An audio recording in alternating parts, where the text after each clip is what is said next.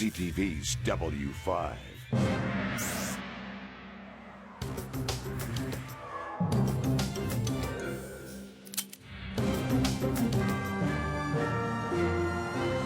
To serve and protect. Our city is plagued with a lot of serious crime. The bottom line. People are just frustrated. Is it a traffic ticket or a cash grab? I believe they have quotas. $270. Do you believe that? I guess I gotta pay it. Victor Malarick It doesn't make sense. It doesn't make sense. investigates obscure rules It's the smallest printing on any sign in the city. and the cops' unrelenting campaign This is the best example of exploiting drivers by the police. to keep their thin blue line in the black. We're out there to keep the streets safe, not to make money.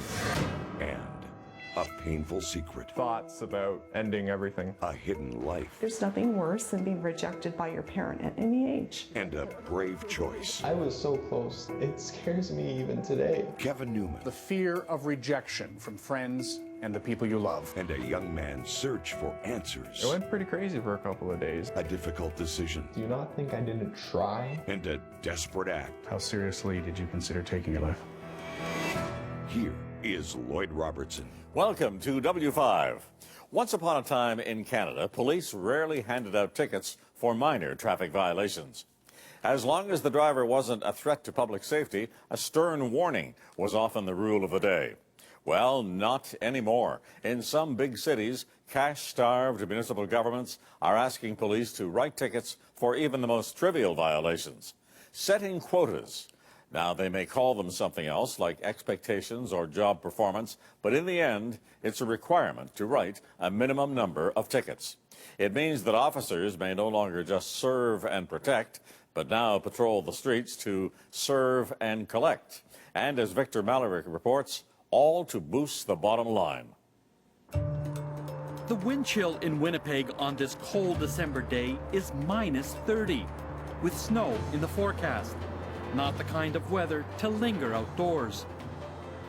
But it doesn't deter this officer from doing what critics say is the most visible police activity in the city, handing out traffic tickets. More than 58,000 in 2010. Today, it's Jeff Bartley's turn. An out-of-towner, he's come to Winnipeg to buy Christmas gifts, but now his wallet is a lot lighter. A ticket for $203.80. Total surprise. I didn't even know why he was pulling me over. Didn't know because you can easily miss the compulsory right-hand turn signs as you come up to these traffic lights. And even though he's not familiar with the city, Jeff gets no mercy from the officer. You know, normally it doesn't bother me, but at Christmas time, there should be a bit of a break for people. I don't know. I guess I gotta pay it, that's it. Welcome to Winnipeg's most notorious intersection, McPhillips and Inkster. Critics say it's a deliberate trap. This probably is the best example of exploiting drivers by the police. This is an obvious traffic engineering issue, not a police enforcement issue, yet they're not looking at it like that.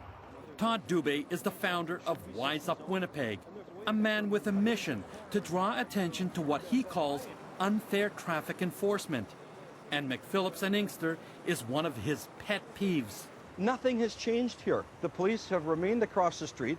They should have proper, adequate minimum signage here, giving drivers the knowledge that you can't turn here. They haven't done any of that. You would think that if someone is going through because they didn't see the sign in time or because it's a vague sign, that the police would say, hey, I've got discretion here, watch out for next time. Yeah, exactly. And what you're seeing is the exact opposite of that. You're seeing vigilant, aggressive enforcement daily on the other side. We hear from all these people. They phone us. They can't call the city of Winnipeg. They're not interested in hearing about traffic engineering or the deficiencies. They call Wise Up Winnipeg. We don't hear of any warnings or awareness campaigns about the issue here. We're hearing tickets.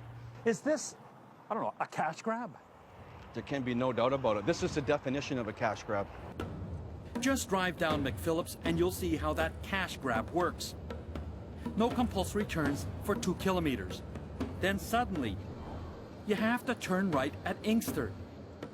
even though the right-hand lane continues beyond the intersection. Over a 30-minute period, we counted 23 vehicles failing to make the turn. If all those drivers were stopped and given a ticket for more than $200 each, the city would net almost $5,000 in just half an hour.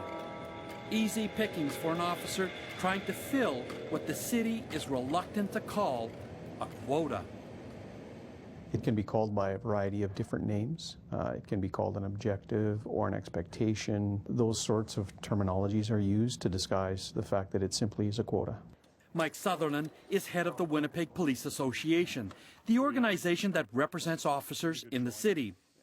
He believes quotas are taking the focus away from what police are supposed to do. You would think that traffic offenses, that the key issue here is safety, not how much money can we get. Absolutely. I think most officers would be happy to provide a discretionary warning. The difficulty comes when there are significant workplace consequences imposed on officers if they fail to hand out a certain number of tickets in a prescribed period of time. And then that discretionary scenario is removed from the officer because discipline may flow as a result of failure to meet it. You know, you would think that a promotion would be geared on, you know, your intelligence, your education, your ability to do a job, not your ability to, well, you're going to get this promotion because you wrote 2,000 tickets.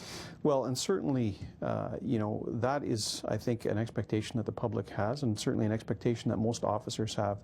The difficulty that we face now is that there are more and more revenue challenges that police organizations face, and that revenue challenge is growing. That pressure can lead to some bizarre cases. For example, 74-year-old Laszlo Pisker. I looked in the mirror and I saw the police car flashing like hell. In March 2012, police alleged Pisker was using a cell phone while driving and issued a hefty ticket, $199.80. But he says he wasn't on the phone, doesn't even own one. I said, don't try to kid me because you never seen that. That's impossible. I haven't got a phone, I've never ever had a phone, and I won't even know how to use a phone. He offered them a search of his vehicle, a search of their bodies to say, we don't have a cell phone. The police officers in question didn't search the vehicle. They turned that down, just issued the ticket. Laszlo Pisker hired former police officer Len Isto to fight his case. It didn't even make it to court. The prosecutors in Winnipeg certainly looked at that and realized that their chance of getting a successful conviction out of it were limited because the people would come to court. They're very believable. And I think the prosecution certainly realized that why waste the court's time with it? And they chose a good decision, in my opinion, to just drop the ticket completely. Just one ticket thrown out of court, and no shortage of others. Tickets for broken running lights, decals on the windshield, rust holes, and get this, not enough windshield washer fluid. Len Isto has seen them all. You must be inundated with phone calls and complaints from people saying, oh, for crying out loud, they didn't have to give me this ticket. Yes, that's a constant that we hear almost daily here. It's one of those things that they harp on? Yes, I mean, people are just frustrated because it is the type of ticket a lot of times where that discretion and the ticket used properly and the ticket would never have been issued.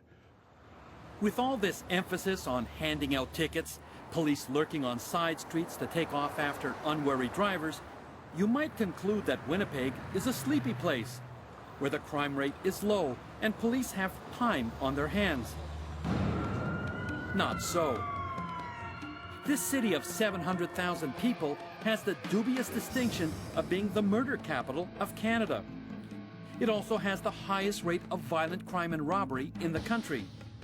You'd think that most overtime for police would be spent fighting crime. But again, that's just not so.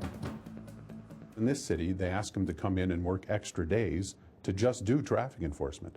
So we're paying them a 10-hour overtime shift to just do traffic enforcement, when in fact our city is plagued with a lot of other serious crimes, certainly. You're saying that the police department brings in police officers on overtime strictly to give out traffic tickets? Yes, they do. You would think they would bring them in on overtime to solve murders. You'd think they'd bring them in on overtime to stop gangs. You'd think you would bring them in on overtime to solve break-and-enters. The police service, I think it would answer that simply by saying we bring them in to do all of the things that are required, and we have to spread them out wherever those things are required. Generally, the public looks at that as, why are you harassing me as a regular citizen with a simple traffic ticket when there's so much crime going on? While violent crime in other parts of Canada declined in 2011, there was a 6% increase in Winnipeg. You might forgive the citizens of the city for casting a cynical eye on the motto the police have emblazoned on their cruisers, building relationships. And that bothers many frontline officers. We have hundreds of calls in the queue waiting for police response on some busy nights. So we are doing our best to build those relationships. The difficulty is that if the traffic enforcement situation becomes more focused on revenue and inappropriately focused on revenue as opposed to public safety, then I think it undermines to some degree the public confidence and the relationships that we're trying to build. But that argument has fallen on deaf ears.